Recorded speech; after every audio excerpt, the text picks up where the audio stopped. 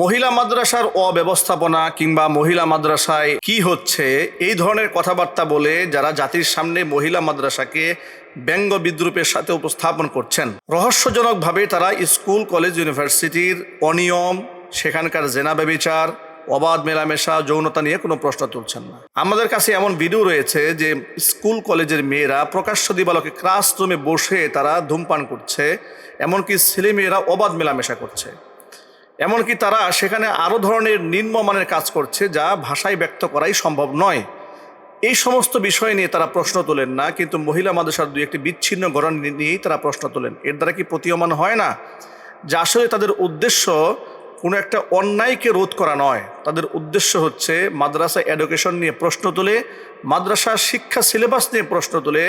মাদ্রাসার ব্যাপারে মানুষের মধ্যে কুধারণা সৃষ্টি করা এবং মাদ্রাসা বন্ধের ষড়যন্ত্র করা। আমরা আশা করি সচেতন মহল তাদের উদ্দেশ্য সম্পর্কে অবশ্যই অবগত রয়েছেন এবং আমরা আশা করি যে আপনারা মূল অপরাধী, সে যে অপরাধী যেখানেই থাকুক না কেন, সেই ব্যক্তি হোক সে মাদ্রাসায় হোক, সে স্কুলে কিংবা কলেজে, ইউনিভার্সিটিতে কিংবা কোনো প্রাইভেট ফার্মে, যেখানেই হোক না কেন, অপরাধীর বিচার হোক, এটা আমরা চাই। কিন্তু ঘোলা পানিতে মাছ শিকার করে